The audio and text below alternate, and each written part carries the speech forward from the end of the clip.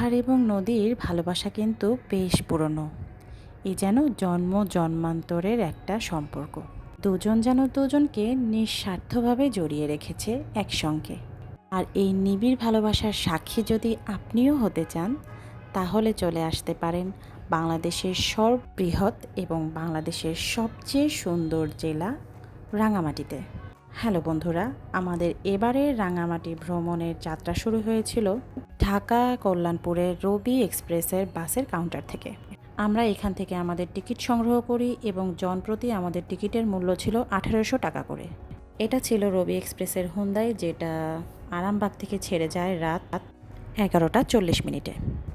রাস্তায় একটা লম্বা জ্যাম পার করার পরে আমাদের গাড়িটি এসে কুমিল্লার জমজম রেস্টুরেন্টে এসে যাত্রা বিরতি দেয়।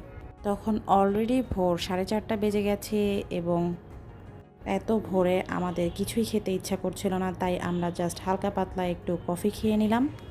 সাধারণত এইসব হাইওয়ে রেস্টুরেন্টগুলোতে খুব ভারী নাস্তা আমি করতেও পারি না, কারণ জার্নির সময় আমার ভারী কিছু খেতে ভালো লাগে না। আর তাছাড়া পাহাড়ি আঁকাবাঁকা রাস্তায় মোশন সিকনেসটা তো থেকেই যায়। এটা আমাদের গাড়ির কালারটা কিন্তু জোস ছিল। আলহামদুলিল্লাহ, স্মুথ একটা জার্নি শেষ করে আমরা সকাল 8:30টায় এসে দোয়েল চত্বরে নামি এবং এই প্রিন্স হোটেলটাতে উঠি।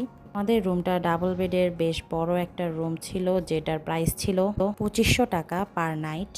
আমি জানি না, হয়তো সিজন ভেদে এই হোটেলের প্রাইসটা আপ ডাউন করে। সবচেয়ে যেটা ভালো লেগেছে সেটা হচ্ছে আমাদের রুম থেকে এই বাহিরের ভিউটা। বেশ অসম একটা ভিউ ছিল। এটা লেক ভিউ রুম ছিল। এই ভিউ দেখতে দেখতে 1 কাপ চা, আর কি লাগে বলুন।